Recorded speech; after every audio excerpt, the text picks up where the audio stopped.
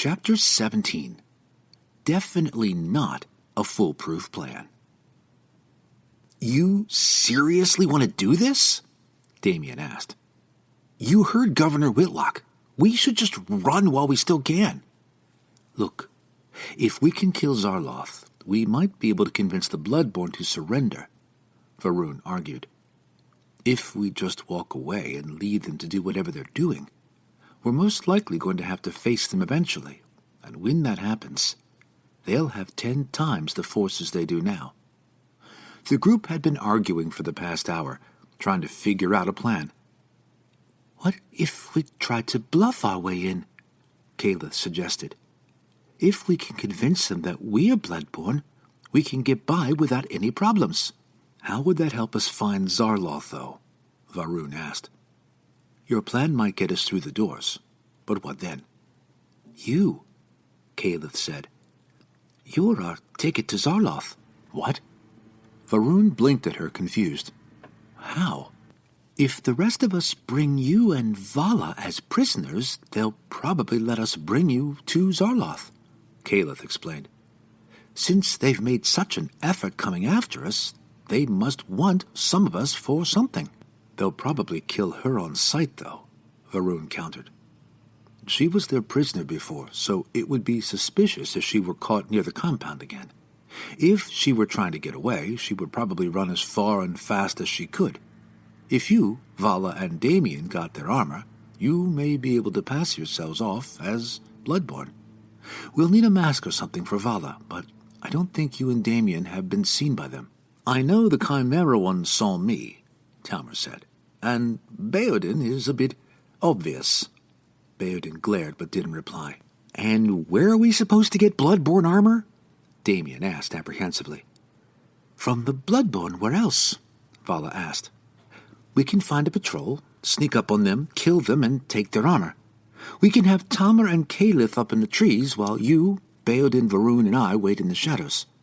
Once we find a patrol, we can hide in their path, wait until they get to us, then take them out before they know what hit them."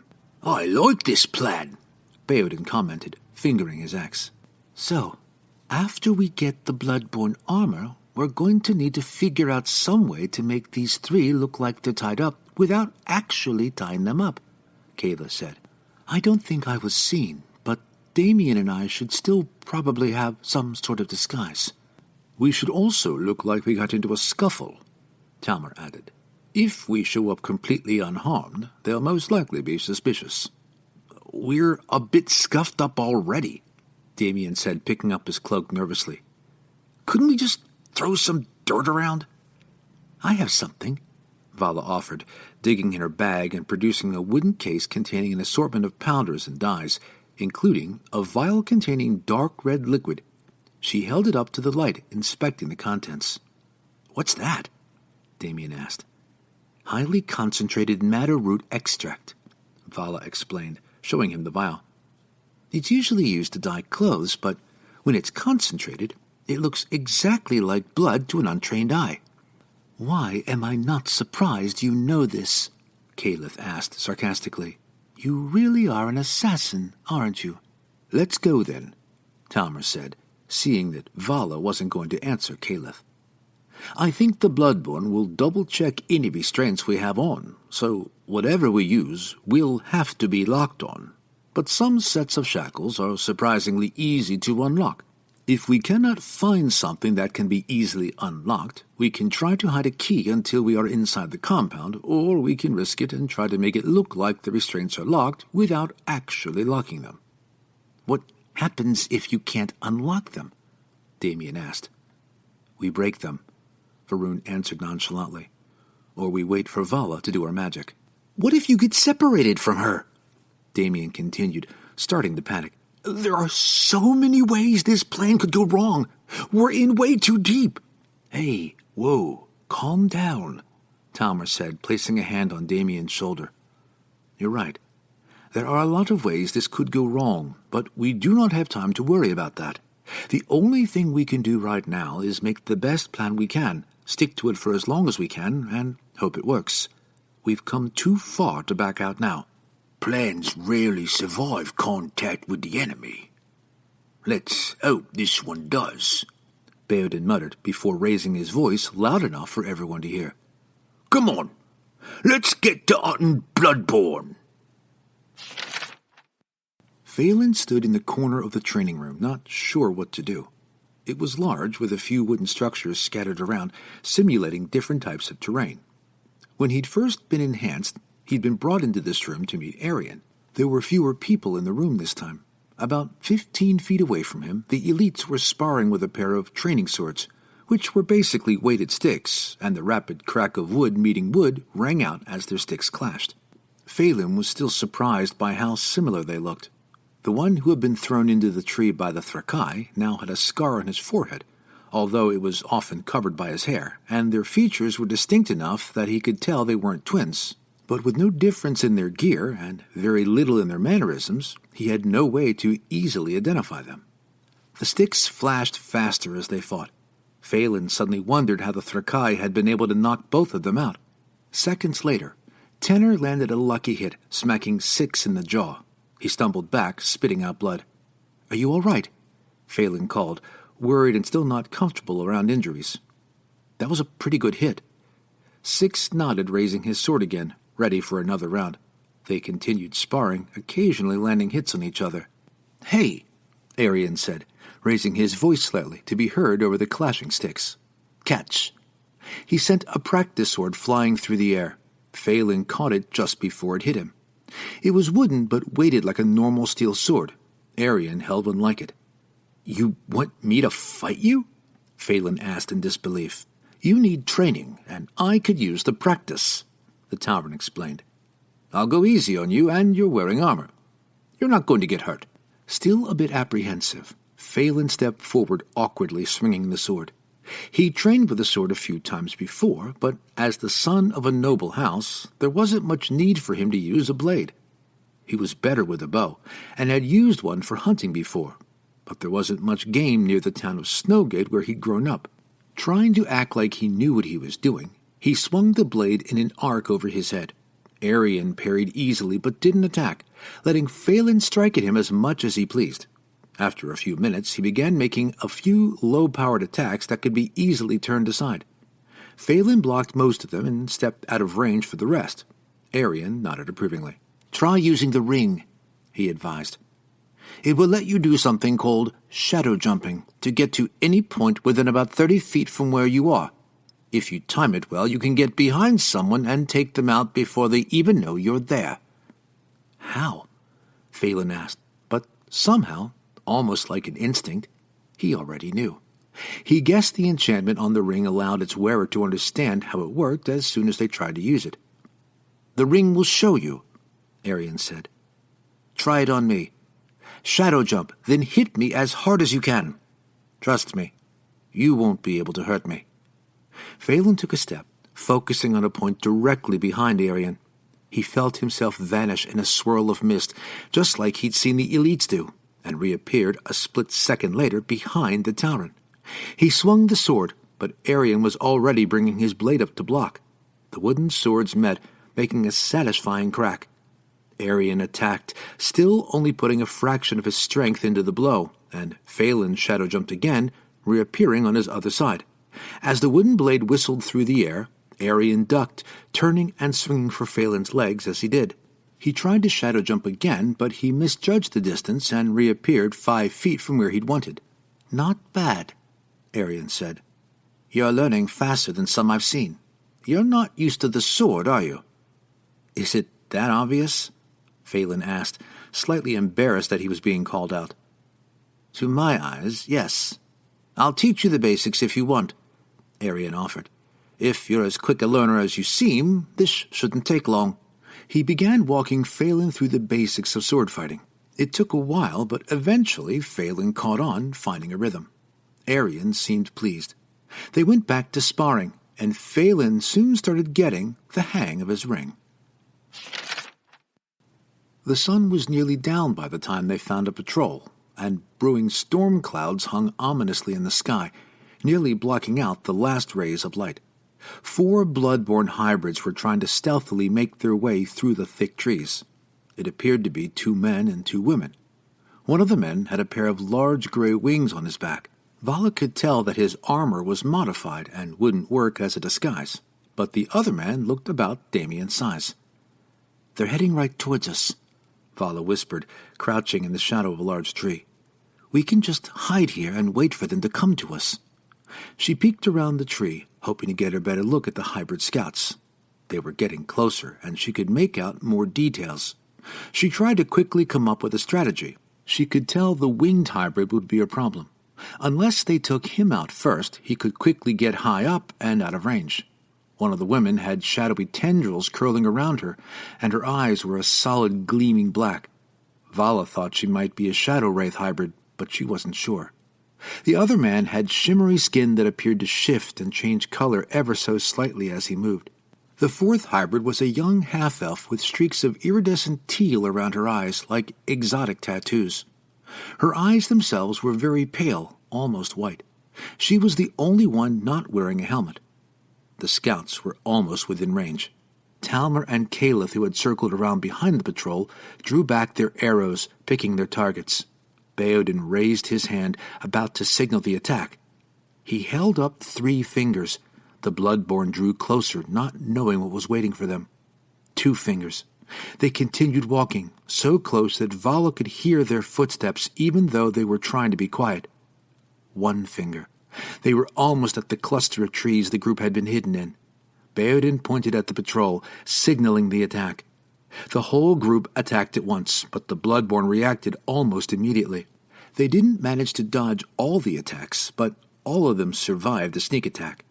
In a split second, one of the men shimmered, disappearing from sight. The one with the wings tried to shoot up into the branches, but Damien jabbed with his spear. Through sheer luck, the point of the spear jammed into the wing joint, almost severing part of the hybrid's wing and rendering him flightless for the remainder of the fight. Seeing that he was handled, Vala turned her attention to one of the other 2. She could hear the sounds of combat as Baodin and Varun handled the shadowed hybrid. The tattoo-like lines around Vala's opponent's eyes glowed, and she held out her hand. Bright teal-white light flashed from her eyes and circled around her hand. As Vala rushed to attack, she felt herself slow as if she were moving through water. Her feet left the ground, and she was held in the air, out of range of the hybrid. Caliph fired an arrow, which sank into the hybrid's shoulder. She cried out as her arm went limp. The teal-white light flickered and blinked out as her concentration was momentarily broken. Vala fell, landing lightly on her feet, just in time to see the other male hybrid flicker into view again, right behind Caliph. He raised a dagger about to slash her throat, but lurched and fell, dead before he hit the ground, with Talmer's arrow quivering in his back. The wood elf and Damien were flanking the now flightless hybrid, quickly wearing him down. Vala turned back to her original target just as another arrow from Caliph finished the job. Varun and Baodin were facing off with the shadowed hybrid, but she was holding her own for the moment. Shadows wreathed her form, giving her a blurred appearance. As Vala rushed in, hoping for a sneak attack, she noticed strange, misty shadows around her ally's eyes. She thought nothing of it for a moment, but found out what it was as soon as she stepped too close. The hybrid flicked a finger in her direction, sending a bolt of dark energy at her face. Vala tried to dodge, but the bolt was too quick. It struck her face right between her eyes, and her vision blurred, becoming clouded and dark. All she could see were misty blurs, as if she were lost in a thick fog at night.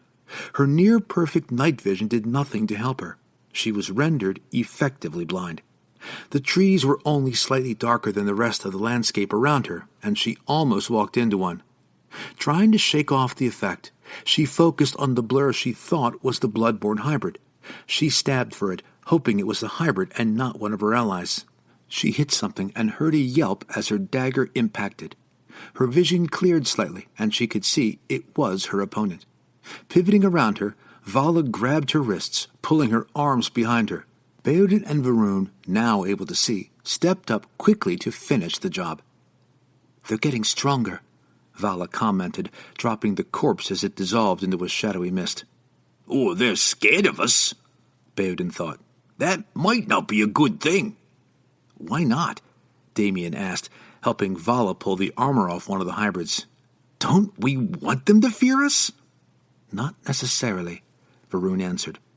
They were underestimating us before. They won't do it again. Carefully, keeping an eye on the surrounding forest, Vala, Damien, and Kalith gathered the armor and uniforms from the Bloodborn scouts and began putting them on. It wasn't a perfect fit, but Vala hoped it was passable.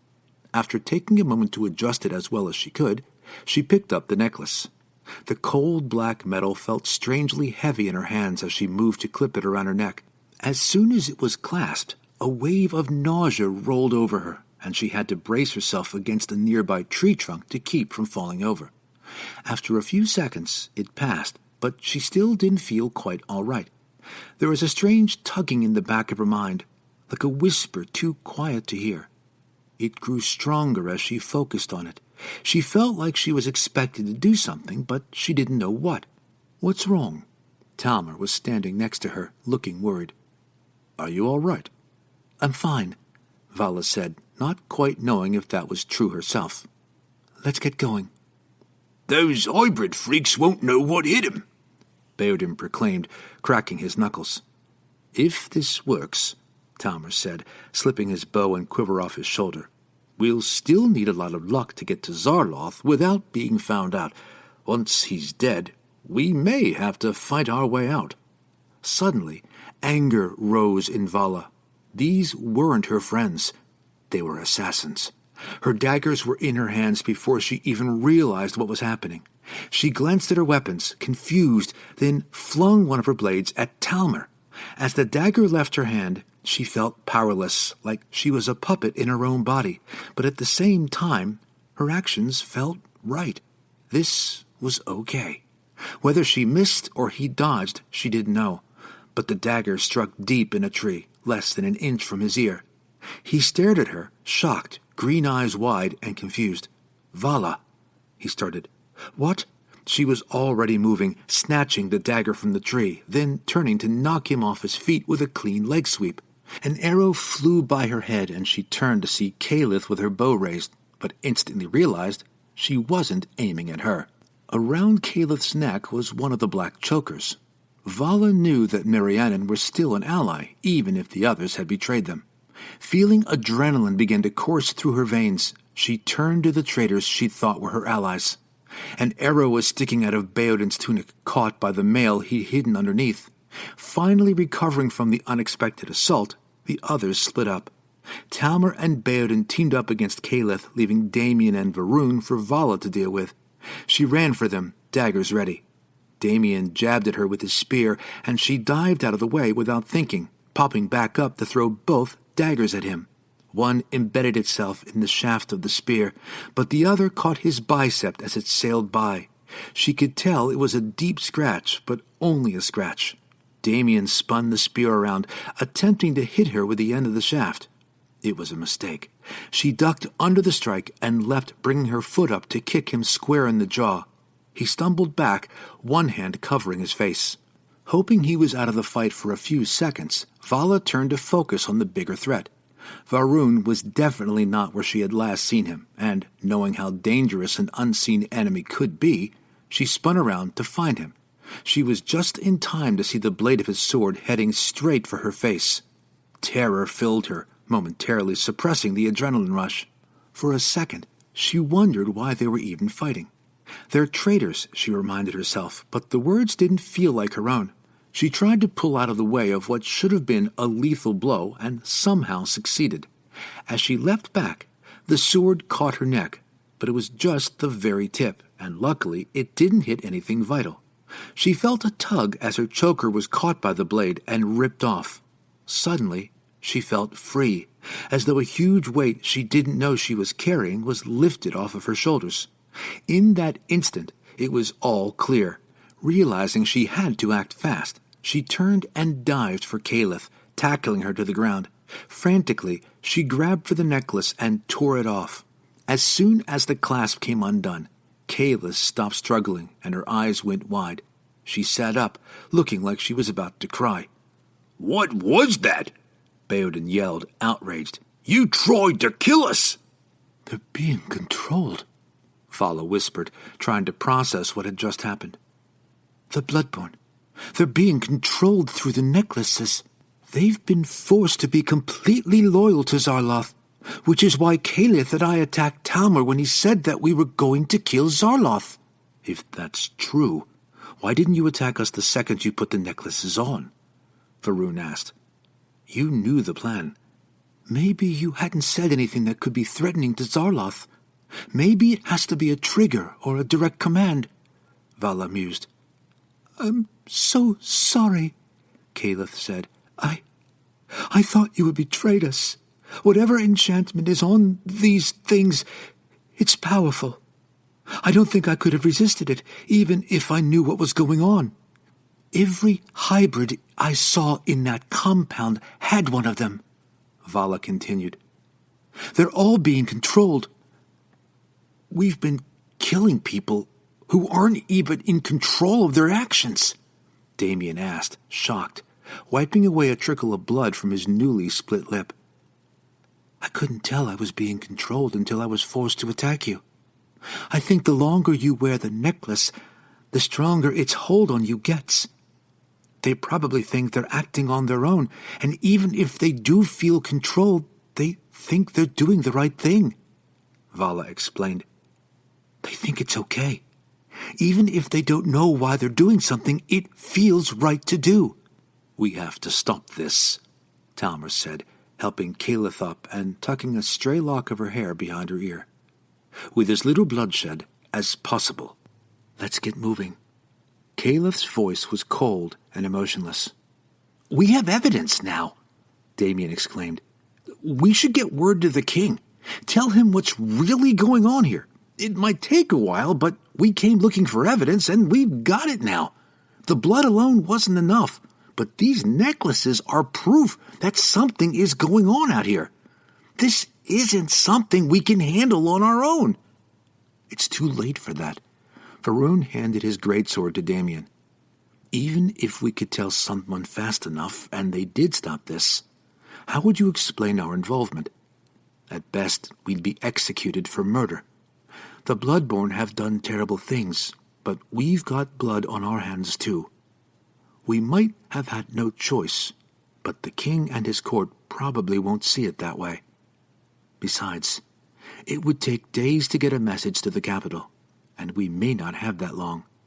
If this doesn't work, we'll die, Damien said, clutching the sword hilt so hard his knuckles turned white. This is insane!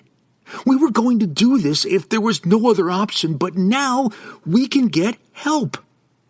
Vala understood his fear. She felt it herself. She closed her eyes and forced herself to calm down, forced herself to focus. All they needed to do was get to Zarloth, then they could figure out how to break the enchantment. One step at a time. Nothing else mattered. None of us knew what we were getting into, she said, keeping her voice steady. Damien is right. This is insane, but it will only get worse if this chaos isn't stopped. Zarloth has an army, and I think he plans to use it. Myr, Ornto, and Snowgid were already in their control. I think they have Fathalis too. That means they're probably trying to get their hands on other towns as we speak. Remember when I told you when he said he wanted to make Kaldur strong again? I have a feeling he's planning to usurp the throne. Wouldn't surprise me, Talmor muttered. He won't get that far, though. Capital's on the other side of the continent, Bairden said. He'd have to defeat nearly every army in Kaldur before he could take the capital, and he doesn't have enough men for that. He will, if he's smart, Calith said slowly. He started building an army in this little corner of the land because there are a lot of small towns built only a day or so apart. They're close enough that he has quick access to all of them, but far enough that it takes a day or two for word about something to get out. That many clusters of people means he gets to pick and choose who he takes. Vala, you said you saw at least 100 soldiers in that compound, which means he's probably been hiring people too. If a handful of people go missing, it's confusing, but not an emergency. If 20 or 30 people per town disappeared, everyone could be talking.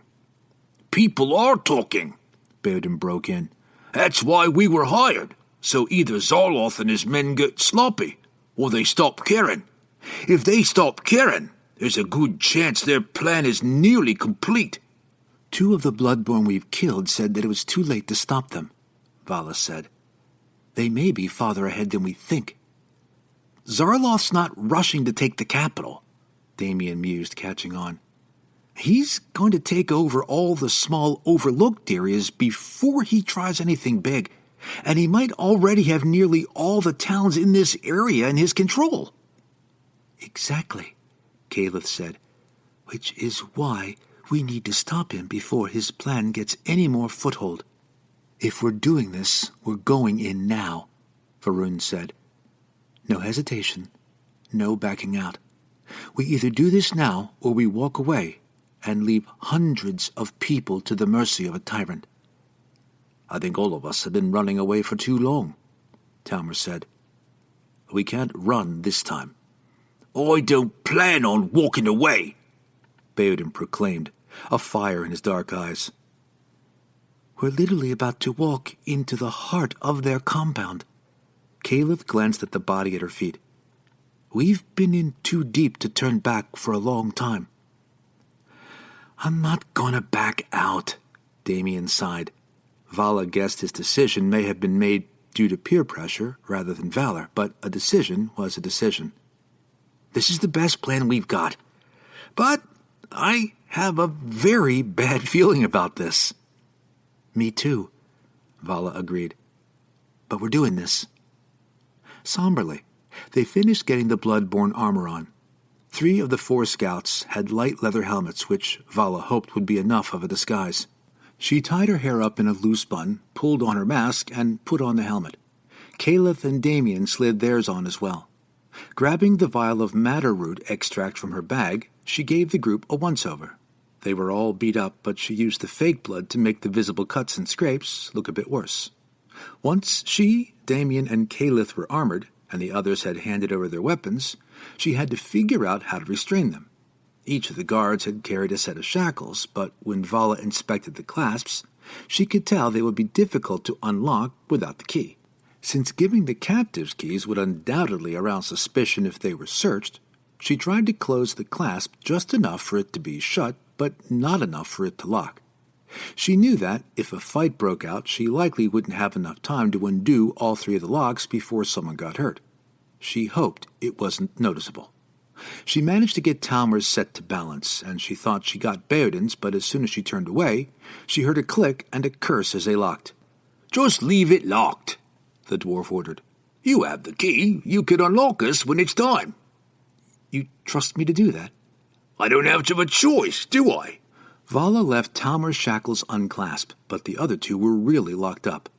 Vala tried to calm her racing heart as they made their way through the trees to the compound. Pretty soon, they came to the edge of the trees and stepped out into the open. Sir! The door burst open as one of the soldiers charged in. He was dressed like one of the watchmen, unrestricting black clothes, light armor, and boots made for sprinting. The whole main room went silent as he stepped in front of Arian. What's wrong? Some of the scouts are on their way back, the soldier panted. They should be here in about 2 minutes. Phelan glanced at the other Bloodborn in the room. The unexpected interruption had aroused the attention of the teams preparing for another sweep of the forest. And you ran all this way to tell me this? Arian asked, scanning the soldier. They have prisoners, sir, the soldier explained. I thought you'd want to know as soon as possible. Thank you, soldier, Arian said. Phelan, come on. He sprinted out the door with Phelan and the elites on his heels.